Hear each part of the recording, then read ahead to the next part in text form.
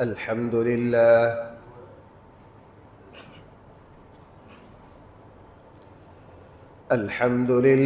نحمده ونستعينه ونستغفره ونؤمن به ونتوكل عليه ونعوذ بالله من شرور أنفسنا ومن سيئات أعمالنا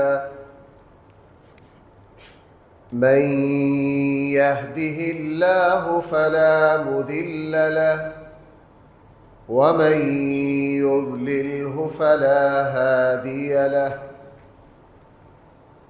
ونشهد أن لا إله إلا الله وحده لا شريك له ونشهد أن سيدنا وسندنا ومولانا محمدا عبده ورسوله صلى الله تعالى عليه وعلى آله وأصحابه وبارك وسلم تسليما كثيرا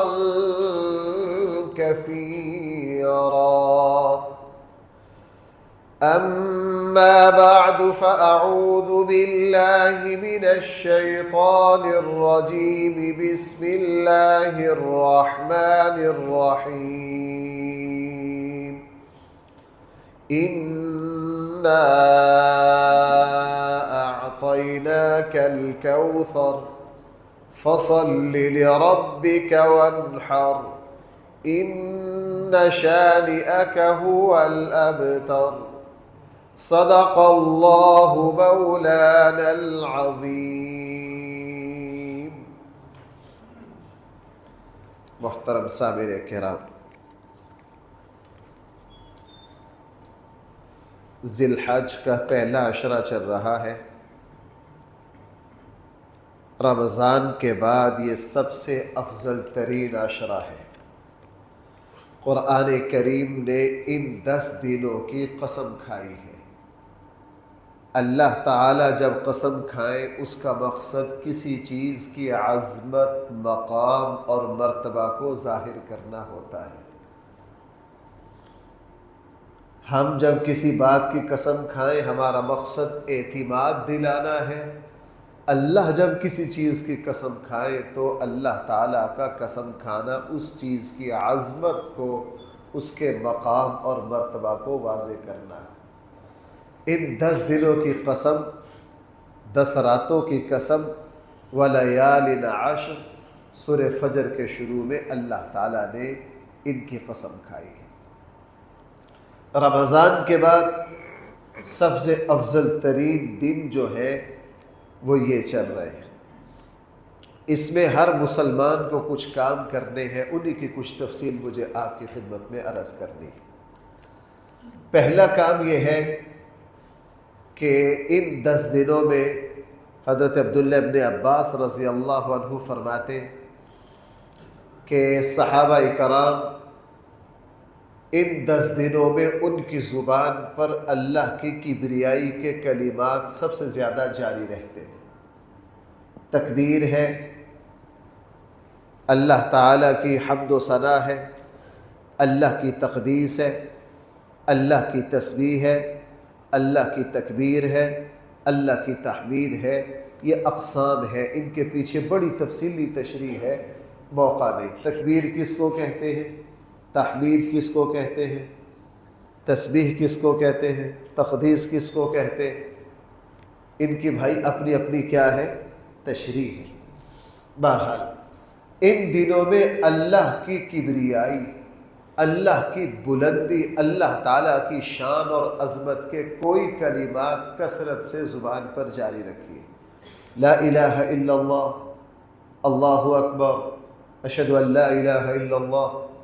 اور نہیں، نماز میں جو ہم ثنا پڑھتے ہیں وہ تو ہر کسی کو آتی ہے، سبحان ربی الاعلیٰ تو سب کو آتا ہی ہے۔ سبحان ربی العظیم تو سب کو آتا ہے۔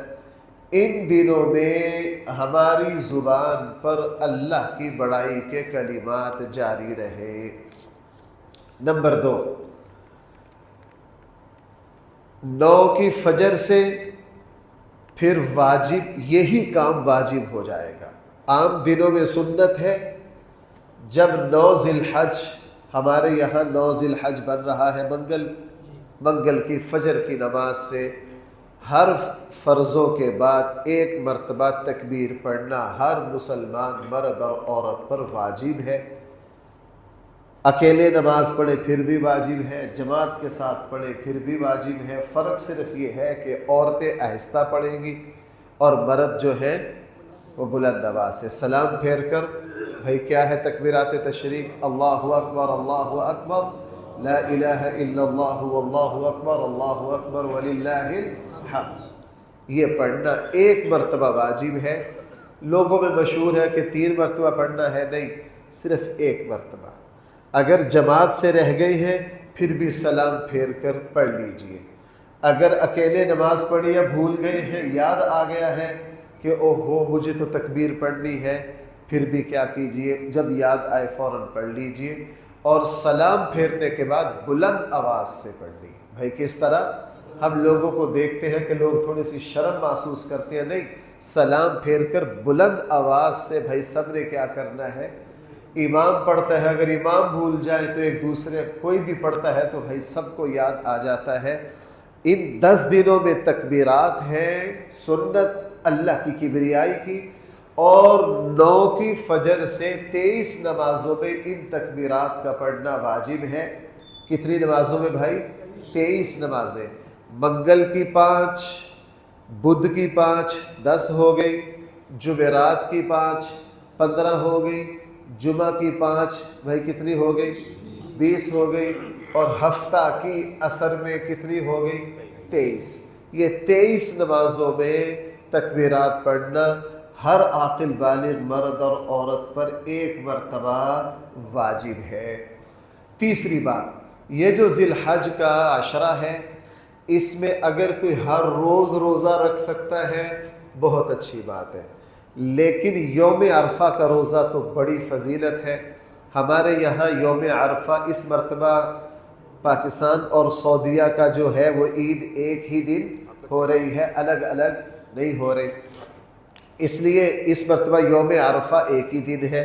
منگل کا جو دن ہے بھائی وہ کیا بن رہا ہے؟ یوم، اور اس میں عظیم الشان عبادت ادا کی جائے گی کہ پوری دنیا کا حاجی میدان عرفات میں حاضر ہو کر حج کا رکن اعظم ادا کرے گا، اور جو مسلمان حج پر نہیں جا سکے وہ یوم عرفہ میں بھائی کیا کریں گے؟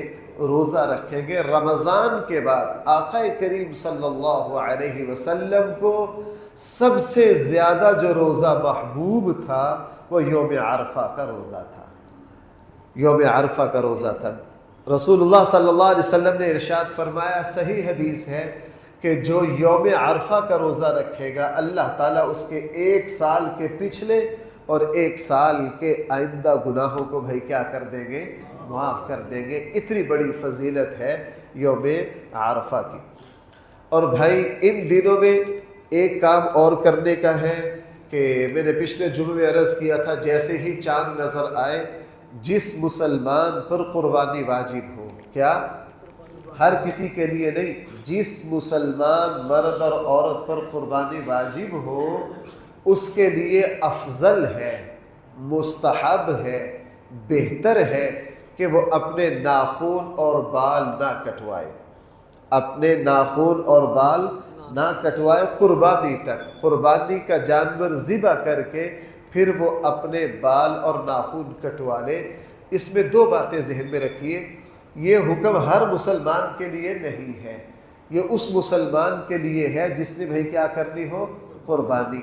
عام بندے ان پر یہ لازم نہیں ہے، چونکہ حدیث میں الفاظ ہیں کہ جو مسلمان قربانی کی گنجائش رکھتا ہے۔ نمبر 2، یہ مستحب ہے، تمام فقہا محدثین کی رائے ہے اچھا عمل ہے، لیکن اگر کسی کو مجبوری ہے کوئی کٹوا لے تو اس کو کوئی گناہ آپ میں سے ہی شاید کل کسی دوست کی کال آئی تھی، ان کا ناخن ٹوٹ گیا. اب آپ کو پتا ناخن ٹوٹ جائے تو اس کی درد بہت ہوتی ہے. اب وہ کاٹ نہیں رہے تھے، مجھ سے میرا ناخن زخمی ہے تو آیا میں اب کیا کروں؟ تو بھائی کاٹ لو، کوئی حرج والی بات نہیں، یہ مستحب عمل ہے. اگر کسی نے بال کٹوا لیے، ناخن ترشوا لیے تو بھائی کوئی گناہ کا کام نہیں ہے. اور بھائی ان دنوں میں آقا کریم صلی اللہ علیہ وسلم نے ارشاد فرمایا ان 10 دنوں میں اللہ تعالیٰ کو سب سے زیادہ جو عمل محبوب ہے وہ قربانی ہے. بھائی وہ کیا ہے؟ قربانی. قربانی کا لفظی معنی ہے قریب ہونا، قرب یقرب، قریب ہونا. قربانی کو قربانی اس لیے کہا جاتا ہے اس عمل کے ذریعے ہم اللہ کا قرب حاصل کریں گے. بھائی کس کا قرب حاصل کریں گے؟ اللہ کا.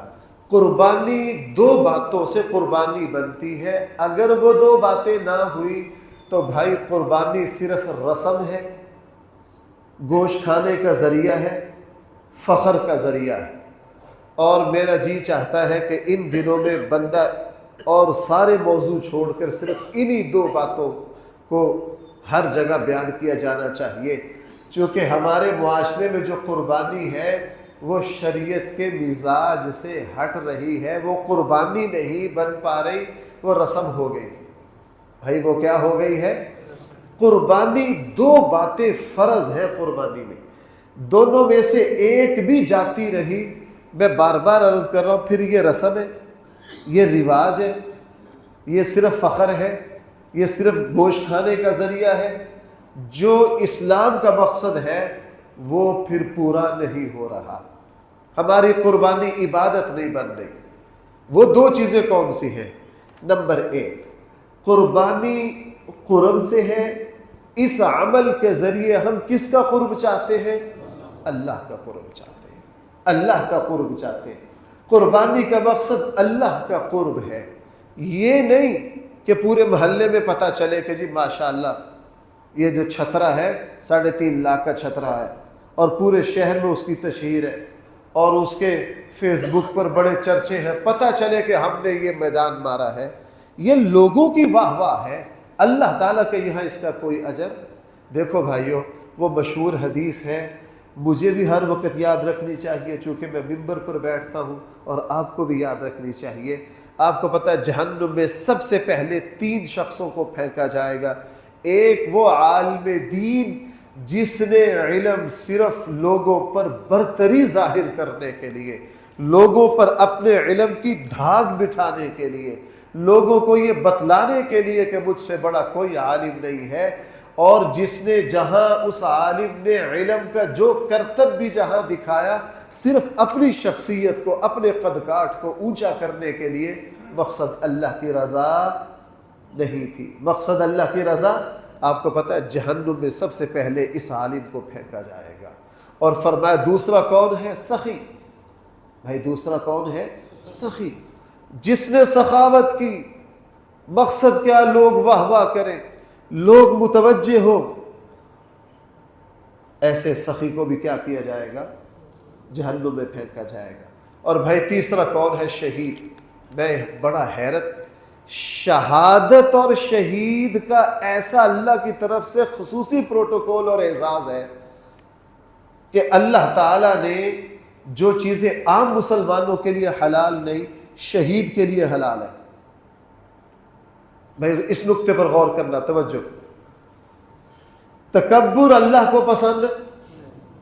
میدان احد میں ابو دجانہ رضی اللہ عنہ نے تلوار پکڑی، آکڑ کے پہلوانوں کی طرح کافروں کے سامنے گئے.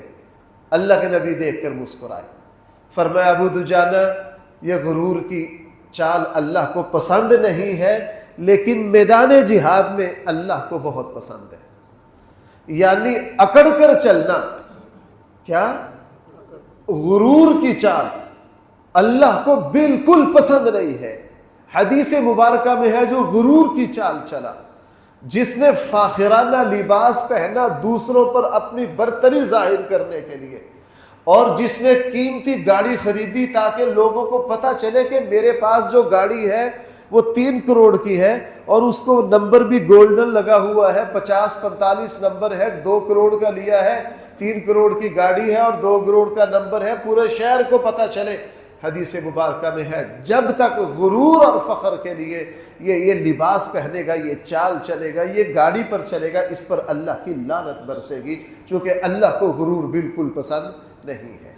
شہید کو اللہ نے یہ اعزاز بخشا کہ میدان جہاد میں تم اکڑ سکتے ہو، میدان جہاد میں تم غرور کی چال، کافر کے سامنے طاقت کی چال چل سکتے ہو۔ شہید اللہ کو اتنا محبوب ہے، فرمایا کہ اس کو کفن نہ دو، اس کا جو لباس ہے خون والا، اس سے بڑھ کر دنیا میں کوئی اور کپڑا نہیں ہے۔ اور امام شافعی تو یہاں تک گئے کہ شہید کی نماز جنازہ بھی نہ پڑھو، چونکہ نماز جنازہ مغفرت کے لیے ہے، شہید کی مغفرت پہلے خون کے قطرے پر ہی ہو گئی ہے۔ امام اعظم ابو حنیفہ کہتے نہیں، نماز جنازہ پڑھ لو، چونکہ یہ مغفرت کی دعا ہے۔ جب رسول اللہ صلی اللہ علیہ وسلم کے لیے ہم یہ دعا مانگ سکتے ہیں اللہم صلی علی محمد وعلی آل محمد، تو پھر شہید کے لیے بھی کیا کر سکتے؟ تو میں شہید کی خاص اعزازات اگر آپ کو گنواؤں تو حیرت ہوتی ہے کہ وہ خصوصیت اللہ نے شہید کو دی ہے، شہید کے علاوہ کسی کو نہیں دی۔ لیکن حدیث مبارکہ میں کیا ہے؟ اللہ کی بارگاہ میں شہید آئے گا اور جسم اس کا، اس کے جسم کے ٹکڑے کیے ہوں گے، وہ خون میں نہایا ہوا ہوگا، اللہ تعالیٰ کی بارگاہ میں آئے گا، اللہ تعالیٰ کہیں گے تو نے یہ سارا قربانی دی ہے، سب کچھ کیا ہے، لیکن اس لیے تاکہ تجھے بہادر کہا جائے، تو نے یہ شہادت اپنی قوم کے لیے دی ہے، تو نے یہ شہادت اپنے مفاد کے لیے دی ہے، تو نے یہ شہادت اپنی پارٹی کے لیے دی ہے، تو نے یہ شہادت شہید جمہوریت بننے کے لیے دی ہے، میرے لیے نہیں دی۔ فرمایا اس شہید کو بھی اٹھا کر کدھر پھینک دو؟ جہنم میں پھینک دو۔ اس لیے میرے بھائیو، قربانی کا مقصد کس کا قرب حاصل کرنا ہے؟ اللہ کا قرب حاصل کرنا ہے۔ ایک تو قربانی میں یہ سبق یاد رہے۔ دوسرا، قربانی نام ہے اپنے اندر جذبات ابراہیمی پیدا کرنے کا۔ بھائی دہراؤ میرے ساتھ، قربانی نام ہے اپنے اندر، حضرت ابراہیم کی سنت ہے۔ ویسے تو قربانی پرانی چلی آ رہی ہے، حضرت آدم کے 2 بیٹوں کی اذ قربا قربانا فتقبل من احدهما فلم يتقبل من الاخر، قربانی جو ہے حضرت آدم سے چلی آ رہی ہے۔ قرآن نے فرما دیا وَلِكُلِّ أُمَّةٍ جَعَلْنَا مَنْسَكًا، ہم نے ہر امت کے لیے قربانی رکھی ہے، لیکن قربانی کا جو معیار، قربانی کا جو معیار حضرت ابراہیم خلیل اللہ نے بلند کیا، وہ کسی اور کے نصیب میں نہیں آیا۔ اپنے بیٹے کو، اپنے لخت جگر کو، بڑھاپے میں اکلوتا بیٹا جس کی پیشانی میں نبوت کا نور چمک رہا تھا، اور اس بیٹے سے رہتے بھی جدا تھے، خود شام میں تھے، بیٹا جو تھا حجاز میں تھا، حکم ہوا کہ اس بیٹے کو کیا کرو؟ میرے نام پر قربان کرو۔ قرآن کیا کہہ رہا؟ فَلَمَّا أَسْلَمَا وَتَلَّهُ لِلْجَبِينِ وَنَادَيْنَاهُ أَن يَا إِبْرَاهِيمُ۔ آپ ذرا سورہ صافات میں جائیے، اس رکوع کا ترجمہ پڑھیے اور قرآن کے الفاظ کی، قرآن کے کلام کی بلندی دیکھیے کہ ابراہیم علیہ السلام کے بارے میں قرآن کریم کیا کیا الفاظ استعمال کر رہا ہے۔ اس کا موقع نہیں ہے، وگرنہ وہاں ایک ایک لفظ کے پیچھے علوم کے جہان ہیں جو قرآن نے حضرت ابراہیم کی اس قربانی کو بیان کرتے ہوئے قرآن کریم نے جو الفاظ استعمال کیے ہیں۔ حضرت ابراہیم علیہ السلام نے اپنے بیٹے کو اللہ کی بارگاہ میں قربان کر کے یہ کہہ دیا، اے میرے اللہ، میرا سارا کچھ آپ کے لیے ہے، میری جان میرا مال، میری جان میرا مال، میرے جذبات، میرے خیالات، اے اللہ سب کچھ کس پر قربان ہے؟ آپ پر قربان۔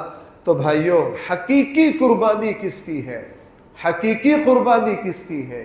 حقیقی قربانی اس بندہ مومن کی ہے جو قربانی کا جانور ذبح کر کے کہے، اے اللہ میں اس قربانی سے سوائے آپ کے قرب کے اور کچھ نہیں چاہتا، اے میرے اللہ اب آپ کا حکم آیا ہے، آپ کے نام پر جانور ذبح کرنے کا حاضر ہے، لیکن اے میرے اللہ اگر آپ کا حکم آئے گا اپنی جان وارنے کا، اپنی اولاد کی جان قربان کرنے کا، اپنے مال کو قربان کرنے کا، اے اللہ وہ بھی آپ کی بارگاہ میں حاضر ہے، وہ بھی کیا ہے آپ کی بارگاہ میں حاضر ہے۔ جس طرح صحابہ کرام رضی اللہ عنہم نے، انہوں نے بھی حضرت ابراہیم کی یاد تازہ کی۔ کیا یاد تازہ کی؟ اپنی جانیں یوں پیش کی، اپنی جانیں یوں پیش کی۔ اس لیے بھائیو حقیقت قربانی سمجھ لیجیے۔ بھائی میری بات سمجھ پا رہے ہیں؟ اگر یہ دو باتیں ہماری قربانی میں نہیں ہیں، اور بھائی اللہ مجھے معاف کرے اور اللہ کرے میں 100% غلط ہوں، اب دیکھنے میں یہ آ رہا ہے کہ ہمارے جانوروں کے ذبح میں یہ دو باتیں نہیں ہیں۔ اگر ان دو باتوں میں سے کوئی ایک بات بھی قربانی سے نکل گئی، بھائیوں وہ رسم ہے، وہ صرف گوشت کا کھانا پینا ہے، وہ صرف فخر ہے، وہ صرف معاشرے میں واہ واہ ہے، بھائی وہ قربانی نہیں ہے۔ قربانی وہ کی جائے، قربانی وہ کی جائے جس کا مقصد اللہ کا قرب حاصل کرنا۔ اس لیے قرآن کریم نے کتنی اعلیٰ بات ارشاد فرمائی، لَن يَنَالَ اللَّهَ لُحُومُهَا وَلَا دِمَاؤُهَا وَلَكِن يَنَالُهُ التَّقْوَى مِنكُمْ۔ اللہ کو نہ یہ گوشت جاتا، اللہ تعالیٰ کو کوئی چیز نہیں پہنچتی۔ ہم جانور کو ذبح کر رہے ہوتے ہیں اور اللہ تعالیٰ کی طرف سے کس کو چیک کیا جا رہا ہوتا ہے؟ بھائی بولو کس کو؟ دل کو۔ اس لیے قربانی میں دو باتیں پیدا کرنی ہے، اللہ کا قرب اور اپنی جذبات کو اللہ کے نام پر کیا کرنا؟ قربان کرنا سیکھنا ہے۔ اور بھائی یہ آسان نہیں ہے۔ میں اکثر اس موقع پر یہ مثال دیتا ہوں، ہم سب کچھ قربان کرتے ہیں لیکن اپنے جذبات اللہ کے نام پر قربان۔ میں اس موقع پر ایک چھوٹا سا واقعہ جو میں بیانوں میں بہت سناتا ہوں، حضرت رسول اللہ صلی اللہ علیہ وسلم کی سگی پھوپھی ہے حضرت صفیہ۔ آپ تھوڑا سا تصور کرو، میں اس واقعہ کو میرے بیانوں میں بار بار یہ واقعہ آتا ہے۔ حضرت صفیہ غزوہ احد میں آپ کو پتہ ہے مسلمانوں پر مشکل وقت آیا، اور حضرت حمزہ رضی اللہ عنہ کیا ہو گئے؟ شہید ہو گئے۔ اور حضرت حمزہ عرب کے پہلوانوں میں سے ایک پہلوان تھے، بڑے قد کاٹ کے تھے، بہت جنے اور شیر تھے، بڑے جنگجو تھے۔ حضرت حمزہ کی عجیب بہادریاں، میں موضوع سے ہٹ جاؤں گا اگر میں ان کی شجاعت سناتا۔ غزوہ احد میں کیا ہو گئے؟ شہید ہو گئے۔ کافروں نے کیا کیا؟ ان کے جسم کے ٹکڑے کیے۔ حضرت صفیہ پتہ چلا میرے بھائی شہید ہو گئے، میدان احد آ رہی۔ آپ نے دیکھا میدان احد کافی بڑا ہے، کافی وسیع۔ رسول اللہ صلی اللہ علیہ وسلم کی جنگ کے بعد نظر پڑی کہ پھوپھی آ رہی ہے تیزی سے، اور اپنے بھائی کے جسم کے ٹکڑوں کو دیکھے گی، چونکہ اللہ کے نبی رو پڑے تھے، اللہ کے نبی رو پڑے تھے جو صبر اور تحمل کے پہاڑ ہیں۔ تو اللہ کے نبی صلی اللہ علیہ وسلم نے حضرت صفیہ کے بیٹے سے ہی کہا کہ جاؤ اپنی والدہ کو روکو۔ مقصد کیا تھا؟ کہ ہو سکتا ہے بھائی کے جسم کے ٹکڑے دیکھ کر صبر نہ کر سکے۔ اب بیٹے گئے آگے، بیٹے نے اماں جی کو صرف روکا، پہلے جا کے یہ نہیں کہا کہ مجھے کس نے کہا، روکا کہ ماں جی آپ اپنے بھائی کی میت کو نہ دیکھیں۔ حضرت صفیہ شیر نے، حضرت صفیہ نے ایک مارا ہاتھ اپنے بیٹے کے سینے میں، اس نے کہا پرے میرا راستہ چھوڑ، تو نے مجھے بزدل سمجھا ہوا، تو کیا سمجھے گا، تو کیا سمجھتا ہے میں اپنے بھائی کے جسم کے ٹکڑوں کو دیکھ کر روؤں گی؟ پرے ہٹ۔ ان کو پرے ہٹا کے چل پڑی۔ جب آگے چلی تو پیچھے سے بیٹا نے ایک بات کہی کہ ماں جی اللہ کے نبی نے آپ کو اپنے بھائی کا چہرہ دیکھنے سے منع کیا۔ یہ جذبات کی انتہا ہوتی ہے، ایسے موقع پر انسان اس غم میں اپنے جذبات کو قابو۔ جیسے ہی یہ کہا حضرت صفیہ کی وہی بریک لگ گئی، اور سامنے بھائی کی میت ہے دور، وہی بریک کہا اچھا اللہ کے نبی نے منع کیا؟ جی منع کیا۔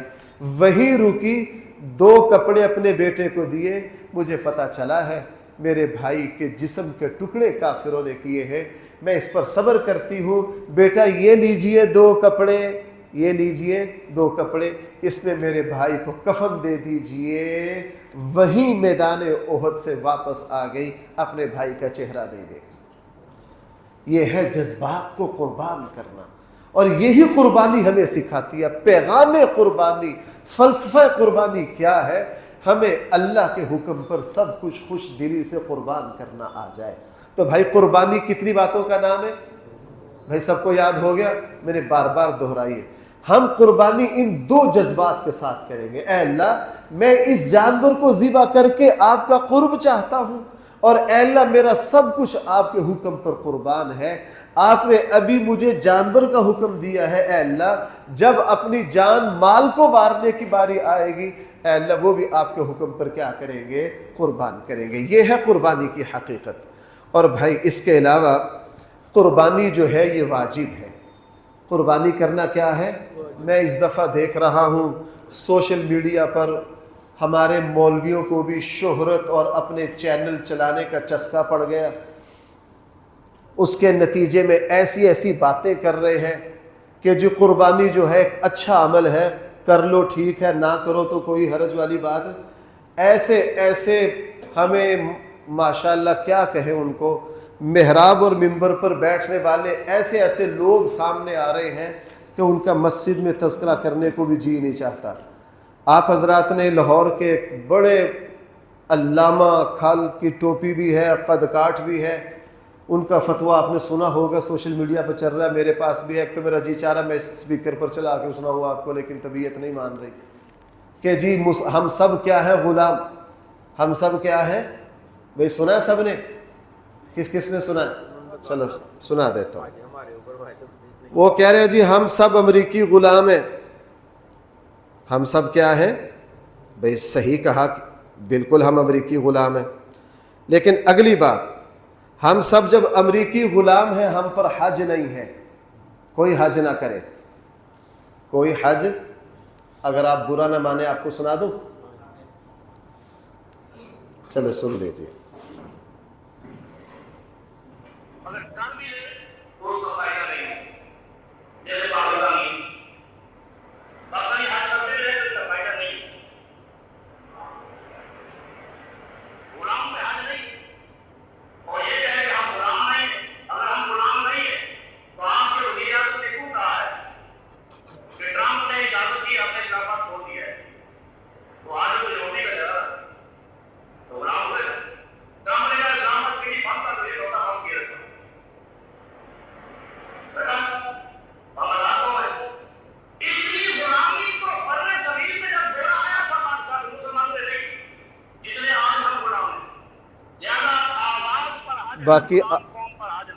باقی آپ خود سن لینا جا کر۔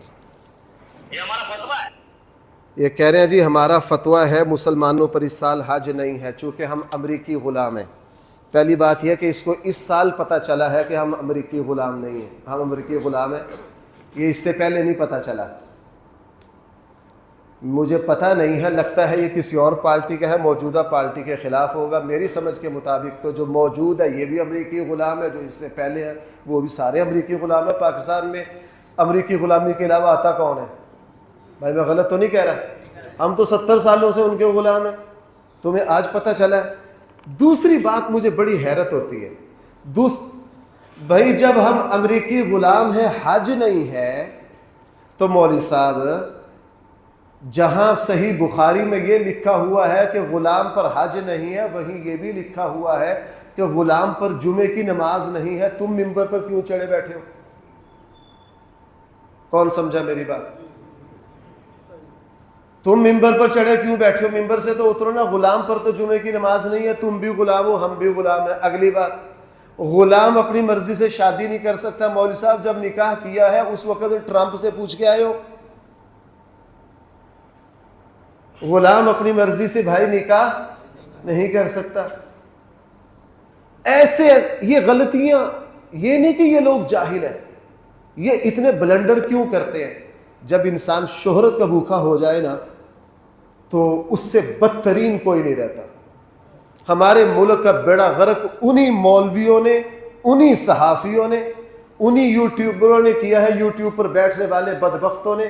جن کا مقصد صرف اپنا چینل چلانا ہوتا ہے, عوام کی طرف توجہ کھینچنا ہوتا ہے.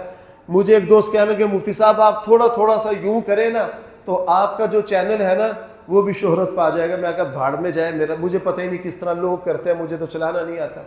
میں نے کہا اگر میرا چینل چلنا ہے, میرے لیے 1.5 منٹ کا کام ہے. میں جمعے میں آج ڈٹ کے تقریر کرتا ہوں, سود بالکل حلال ہے, سارے مولوی جھوٹ بولتے ہیں, شام کو ٹی وی چینل مجھے وہاں بلا لیں گے. میں دین کی مسلمات کا میں آج ہی بیان ریکارڈ کرواتا ہوں کہ عید پر قربانی کرنا بدعت ہے. دیکھنا شام کو میری بات کہاں سے کہاں پہنچتی. بھائی میں غلط تو نہیں کہہ رہا, مثبت بات, سچائی کی بات, اس پر زور لگتا ہے. ہمارے یہاں کیا ہے آپ دیکھ لیجئے, جب ٹی وی چینلوں پر کتنا جھوٹ بولا جا رہا ہے. اب اس بات یہاں سے چلی تھی کہ جناب قربانی جو ہے کر لو اچھا ہے, نہ کرو کوئی حرج والی بات نہیں. 2 باتیں ذہن میں رکھیے. قرآن کریم نے ارشاد فرمایا فَصَلِّ لِرَبِّكَ وَانْحَرْ, آپ کیا کیجئے, نماز پڑھیے اور کیا کیجئے, وَانْحَرْ صیغہ امر ہے, امر وجوب کے لیے آتا ہے. ایک بات, رسول اکرم صلی اللہ علیہ وسلم نے مدینہ آنے کے بعد 10 سال مسلسل قربانی کی, کسی سال بھی ناغا. اللہ کے نبی کسی عمل کو مسلسل کریں یہ بھی واجب ہونے کی دلیل. کتنی دلیلیں ہو گئی؟ 2. نمبر 3, رسول اللہ صلی اللہ علیہ وسلم نے فرمایا جو مسلمان قربانی کی طاقت رکھتا ہو وہ قربانی نہ کرے, وہ ہماری عیدگاہ کے قریب بھی نہ پھٹکے. علماء نے لکھا ہے کہ جس عمل کو نہ کرنے پر اللہ کے نبی وعید سنائے وہ عمل کرنا ضروری ہوتا ہے. وہ عمل کرنا کیا ہوتا ہے؟ 3 دلیلیں ہو گئی. چوتھی دلیل, رسول اللہ صلی اللہ علیہ وسلم تشریف لائے, آپ نے دیکھا کہ ایک صاحب نے عید سے پہلے ہی اپنا قربانی کا جانور کیا کر لیا, صحیح حدیث میں ہے, اپنا قربانی کا جانور ذبح کر لیا. رسول اللہ صلی اللہ علیہ وسلم نے فرمایا تمہاری قربانی نہیں ہوئی, تم دوبارہ کرو. کیا بولو بھائی میرے ساتھ, قربانی تم کیا کرو, جس چیز کی قضا لازم ہو وہ واجب ہوتی ہے. اللہ نہ کرے اگر کسی کی عشاء کی نماز رہ جائے, اگلے دن قضا کرے, وتر ساتھ پڑے گا کہ نہیں؟ بھائی توجہ ہے, وتر بھی پڑے گا, چونکہ واجب جو ہوتا ہے وہ کس لیے ہوتا ہے؟ اس لیے بھائیو قربانی جو ہے یہ ہر مسلمان پر کیا ہے؟ واجب ہے. اسی لیے ہر مسلمان, اور رسول اللہ صلی اللہ, چلو ہمارے یہاں آج کل یہ بھی چل رہا ہے سوشل میڈیا پر کہ جی بس پورے گھر کی طرف سے ایک بکری کر دو, سب کی طرف سے کافی ہو گیا. سب کی طرف سے کیا ہو گیا؟ بھائی نبی کریم صلی اللہ علیہ وسلم نے ارشاد فرمایا جو مسلمان بھی قربانی کی طاقت رکھتا ہو وہ قربان کرے. کیا الفاظ ہے؟ جو مسلمان بھی قربانی کی. اور خود رسول اللہ صلی اللہ علیہ وسلم نے حضرت فاطمہ کی قربانی بھی کی. اب اللہ کے نبی اہل بیت میں سے سب سے بڑے کون ہیں؟ اے بولو, رسول اللہ صلی اللہ علیہ وسلم. آپ بولتے نہیں ہو, میں نعرے کا تو نہیں بھائی آپ کو کہہ رہا ہوں, سمجھ آ رہی ہے میری بات کی؟ یہ بھی سنت ہے. حضور صحابہ سے پوچھ لیتے میری بات سمجھ آ رہی ہے, سارے بولتے. امام بخاری نے عنوان قائم کیا ہے کہ جب بولنے والا پوچھے میری بات سمجھ آ رہی ہے, اس کا جواب دینا یہ بھی سنت ہے. یہ بھی کیا ہے؟ سنت ہے. تو رسول اللہ صلی اللہ علیہ وسلم سب سے بڑے ہیں. آپ اپنی قربانی بھی کر رہے ہیں, ازواج مطہرات کی بھی قربانی کر رہے ہیں, اور آپ حضرت فاطمہ کی بھی کیا کر رہے ہیں. اب آیا رسول اللہ صلی اللہ علیہ وسلم کی طرف سے اگر ایک بکری پورے خاندان کی طرف سے کافی ہو جاتی ہے تو حضور ایک کرتے سب کی طرف سے کیا ہو جاتی؟ کافی ہو جاتی. باقی جس روایت میں یہ ہے کہ ایک قربانی سب کے لیے کافی ہو جائے گی, بھائی وہ نفلی ہے. وہ کیا ہے؟ رسول اللہ صلی اللہ علیہ وسلم نے 2 دمبے منگوائے, ایک اپنے لیے ذبح کیا اور دوسرا کس کے لیے؟ اپنی امت کے لیے. بھائی سننا لطیفہ, کس کے لیے؟ یہ تو صحیح حدیث ہے کہ نہیں؟ فرمایا اے اللہ یہ میری ساری امت کی طرف سے قبول کر لے. اب ہمیں تو آج قربانی نہیں کرنی چاہیے چونکہ رسول اللہ صلی اللہ علیہ وسلم 1400 سال پہلے ہم سب کی طرف سے ایک دمبا قربان کر چکے ہیں. آج یہ میں شوشہ چلا دوں سوشل میڈیا پر, بھائی یہ مال بکے گا کہ نہیں؟ بڑا بکے گا, منٹوں میں بکے گا. آج یہ چلا دیتے ہیں کہ جی کسی مسلمان پر کوئی قربانی نہیں, چونکہ اللہ کے نبی نے 2 دمبے کیے, فرمایا ایک میری طرف سے ایک کس کی طرف سے. تو جب اللہ کے نبی اپنی امت کی طرف سے ایک دمبا کر کے موج کرو جی کوئی قربانی نہیں, جاؤ. اگر میں آج یہ مسئلہ چلا دوں شام تک مجھے لگتا ہے ڈسکے کا بچہ مجھے پہچاننے لگ جائے گا، سارے بچے فلاں یا مولوی صاحب نے جنہوں نے کیا کوئی قربانی نہیں۔ اب حقیقت کیا ہے؟ رسول اللہ صلی اللہ علیہ وسلم نے وہ قربانی کر کے ثواب پہنچایا اپنی امت کو۔ ثواب پہنچایا کس کو؟ ثواب پہنچایا جا سکتا ہے۔ واجب اپنا اپنا ہے، واجب کیا ہے؟ اپنا اپنا ہے۔ حدیث میں جہاں ہے کہ پورے گھر کی طرف سے ایک قربانی کافی ہے، وہ نفلی ہے، وہ ثواب کے لیے ہے۔ مثلا اب بھی اگر کل ہی مجھ سے ایک دوست پوچھ رہے تھے مفتی صاحب، اگر میں ایک جانور ذبح کر کے اس میں اپنی دادی دادا نانی نانا چاروں کی نیت کر لوں کہ ثواب ان کو پہنچ جائے، میں نے کہا بھائی قربانی آپ کی ہوگی، ثواب سب کو چلا جائے گا۔ وہ ثواب پہنچایا ہے بھائی، وہ کیا کیا ہے؟ ثواب پہنچایا ہے۔ اسی طرح بھائی یہ بھی ذہن میں رکھیے قربانی کس مسلمان پر واجب ہے۔ قربانی لوگ یہ سمجھتے ہیں جس پر زکوٰۃ ہے اسی پر قربانی ہے، نہیں۔ اگر 100 میں سے 50 بندوں پر قربانی ہے، زکوٰۃ ہے، تو قربانی 70 پر آئے گی۔ قربانی کا حساب تھوڑا سخت ہے۔ 4 چیزیں تو وہی ہے، 52.5 تولہ چاندی، 7.5 تولہ سونا، 52.5 تولہ چاندی، مال تجارت، اور اتنے پیسے کرنسی اگر جمع شدہ ہو تو اس پر زکوٰۃ بھی ہے، اس پر قربانی بھی ہے۔ لیکن اگر کسی کے پاس تھوڑا سا سونا، تھوڑے سے پیسے ہیں، یہ ساری چیزیں مل ملا کر 52.5 تولہ چاندی کو پہنچ جائیں تو اس مسلمان پر بھی بھائی قربانی بھی ہے اور اس پر زکوٰۃ بھی ہے۔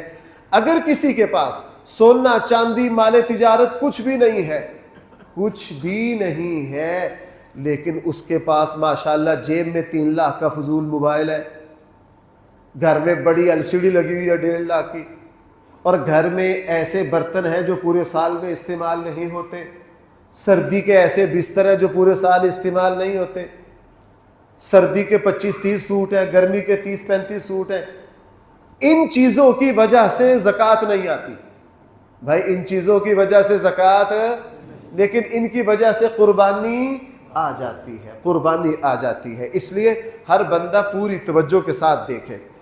اور بھائی جو قربانی ہے رسول اللہ صلی اللہ علیہ وسلم کی طرف سے بھی قربانی کرنا، یہ خود حضور کی منشا ہے، اللہ کے نبی کی محبت کی علامت ہے۔ ترمذی میں ہے حضرت علی رضی اللہ عنہ کو رسول اللہ صلی اللہ علیہ وسلم نے فرمایا تھا کہ علی تم میرے بعد میری طرف سے کیا کرنا، اور حضرت علی ہمیشہ رسول اللہ صلی اللہ علیہ وسلم کی طرف سے قربانی کرتے۔ جن مسلمانوں کو اللہ نے ہمت دی ہے وہ ایک سے زائد قربانیاں کرنے کی طاقت رکھتے ہیں، تو بھائی اللہ کے نبی صلی اللہ علیہ وسلم کی بھی قربانی کیجیے۔ ہمارے پاس جو کچھ ہے وہ سارا کس کی برکت سے ہے؟ وہ نبی کریم صلی اللہ علیہ وسلم کی برکت سے ہے۔ اسی طرح فوت شدہ کے لیے قربانی کرنا، آج کچھ لوگ کہتے ہیں یہ جائز نہیں ہے، بھائی بالکل جائز ہے۔ فوت شدہ کے لیے، ہم پیدا نہیں ہوئے تھے، حضور نے ہمارے لیے قربانی کی ہے، اس لیے فوت شدہ جو ہے ان کے لیے نفلی قربانی کرنا، ان کو اس کا ثواب جائے گا، یہ قربانی بالکل کرنی چاہیے۔ ہاں، اور بھائی قربانی کے موقع پر ایک بات کا ضرور خیال کرنا، ہر مسلمان کو پتہ ہے صفائی کیا ہے؟ نصف ایمان۔ بھائی صفائی کیا ہے؟ آپ کو پتہ ہے اسلام نے صفائی کی کتنی اہمیت دی ہے۔ جو مسلمان قربانی کریں گے وہ اس کے اوج ساری چیزیں باہر پھینک دیتے ہیں، دیکھ لیجئے باہر کیا حال ہوتا ہے، اور پھر دوسری قومیں ہمارا مذاق اڑاتی ہے کہ یہ کون سی عبادت ہے جس کی وجہ سے آپ نے اتنا۔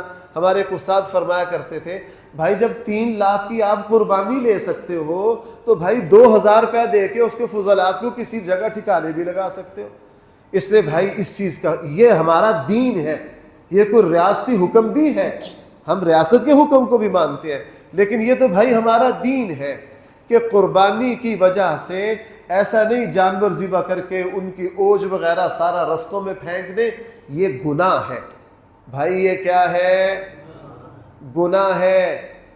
چونکہ رستے سے تکلیف دہ چیز ہٹانے کو ایمان کا حصہ کہا گیا ہے، اور رستے میں تکلیف دہ چیز پھینکنے کو اسلام نے کیا قرار دیا ہے؟ لہٰذا مسلمان کیا کرتے ہیں؟ قربانیاں کرتے ہیں، پورے رستے میں گند پھیلا دیتے ہیں۔ بھائی یہ گناہ ہے، یہ گناہ ہے، یہ کسی مسلمان کے لیے جائز نہیں ہے۔ اور بھائی جو قربانی کا جانور ہے اس کو بھی مد نظر رکھنا چاہیے، اس کی عمر کو دیکھ لینا چاہیے۔ ہمارے یہاں مشہور ہے دانتوں کو دیکھنا، نہیں، اصل ہے عمر۔ بھائی بندے کے دانت دیکھ کر عمر دیکھی جاتی ہے یا سالوں سے؟ کہتے ہیں جی ماشاءاللہ جی آپ کے آپ جی میری 70 سال عمر ہے، چونکہ میرے کتنے دانت ہو گئے؟ 35 ہو گئے. عجیب بات کرتے ہیں لوگ. ہر چیز کی جو پیمائش ہوتی ہے وہ دانتوں سے ہوتی نہیں. مسنہ کا خود اپنا معنی کیا ہے؟ یہ سنہ سے ہے، سال سے ہے. اور خود حدیث مبارکہ میں آ گیا کہ رسول اللہ صلی اللہ علیہ وسلم حدیث میں یہ کہ جانور کو دیکھا جائے گا کس اعتبار سے؟ ماہرین، آپ کسی بھی ماہر سے صاحب حیات الحیوان جنہوں نے حیوانات پر عجیب کتاب لکھی ہے، علامہ کمال الدین دمیری، تمام جانوروں کی حد بندی سالوں سے کرتے ہیں، دانتوں سے نہیں کرتے. لوگ پوچھتے ہیں جی کھیرے کی قربانی لگے گی؟ بھائی اگر ایک چھترا بکرا جو ہے وہ سال کا ہے، وہ چاہے دوندہ ہوا ہو نہ ہوا ہو، جب سال کا ہو گیا تو اس کی قربانی ہو جائے گی. ہاں، چھترے اور دمبے کو خصوصیت حاصل ہے. اگر یہ سال سے کم کا ہو، موٹا تازہ ہو، ایک صحابی نے حضور سے پوچھا تھا کہ جی یہ سال کا نہیں ہوا، حضور نے فرمایا یہ موٹا تازہ ہے، اس کی قربانی کر لو. اس کی کیا کر لو؟ اونٹ کی قربانی. اونٹ کا جو عمر ہے 5 سال ہونا ضروری ہے. اور بھائی یہ جو عام بڑے جانور ہیں ان کی کتنی ہونا ضروری ہے؟ 2 سال. بکرا اور چھترے کی کتنی ہونا ضروری ہے؟ 1 سال. ہاں، اگر کوئی چھترا موٹا تازہ ہو، 7-8 مہینے کا ہو، وہ بھی چل جائے گا. اب عمر بیچنے والے مسلمان ہیں بھائی، جب وہ کہہ دیں اتنی عمر کا ہے، ہمیں بھی اندازے سے پتہ چل رہا ہو کافی ہے. ہم بازار میں گوشت لینے جاتے ہیں، مسلمانوں کی مارکیٹ ہے، کسائی سے پوچھتے ہیں تو نے دعا پڑھی ہے کہ نہیں ذبح کرنے کی؟ کیوں نہیں پوچھتے؟ مسلمان ہیں. عمومی معاملات میں ایک دوسرے پر اعتماد کیا جائے گا. بیچنے والا جب یہ کہہ دے جی اس بیڑے کی عمر 2 سال پوری ہے اور دیکھنے سے بھی لگ رہا ہو، بس اتنا کافی ہے. اگر اس نے بے ایمانی کی ہے، اس کے ذمے آپ کی قربانی ہو گئی. بھائی کیا ہو گئی آپ کی قربانی؟ جو ہے ہر جانور کی جائز ہے. مجھ سے اس ہفتے میں بہت زیادہ پوچھا گیا جی کٹے کی قربانی کر سکتے ہیں کہ نہیں؟ بھائی تمام تابعین، میں آج نماز سے پہلے دیکھ رہا تھا، یہ بات میرے علم میں نہیں تھی. امام مالک تابعی ہیں، علی مسلم صاحب کیا ہیں؟ تابعی ہیں، اور استاد المحدثین ہیں. امام بخاری کے دادا استاد ہیں. سب سے پہلے حدیث کی کتاب لکھنے والے کون ہیں؟ امام مالک. موطا مالک کو آج بھی تمام احادیث پر فضیلت حاصل ہے. امام مالک نے فرمایا کہ یہ جو جوامیس ہیں ان کا وہی حکم ہے جو بقر کا. تمام محدثین فقہا کہتے ہیں جو گائے ہے وہی کیا ہے؟ وہی بھینس ہے. ویسے بھی قرآن نے کہا ہے بہیمۃ الانعام، تم قربانی کرو ان جانوروں کی جو گھروں میں پالے جاتے ہیں. تو بھائی بھینس جنگل میں پلتی ہے، کہاں پلتی ہے؟ بہیمۃ الانعام، بہیمۃ الانعام. اور اب اللہ کے فضل سے ہمارے اہل حدیث علماء کی طرف سے ہی سب سے تفصیلی کتابیں آ رہی ہیں. ہمارے ملک میں اس موضوع پر 4 کہ جی بھینس کی قربانی بالکل جائز ہے، اس پر 4 تفصیلی کتابیں آئی ہیں، اور 4 کے مصنف ماشاءاللہ علماء اہل حدیث ہیں. 4 کے مصنف کون ہیں؟ علماء. میں اپنی طرف سے تو یہ بات نہیں کہہ رہا، اس لیے بھائی اس کی قربانی بالکل جائز ہے. قربانی کا وقت بھائی پورے شہر میں، بھائی سن لو ذرا، پورے شہر میں کسی ایک جگہ قربانی ہو جائے تو سب کے لیے، پورے شہر کے لیے قربانی کرنا جائز ہے. مثلا مجھے نہیں پتا، اس وقت تک جو میرے علم میں آئی ہے بات کہ ہمارے شہر میں سب سے پہلے جو عید کی نماز ہو رہی ہے، جو ابھی تک میرے علم میں آئی ہے، ہو سکتا وہ 5:15 ہے، ہو سکتا ہے اس سے پیچھے بھی ہو رہی ہو. بھائی کب ہے؟ 5:15. سورج کب نکل رہا ہے؟ 5 بجے.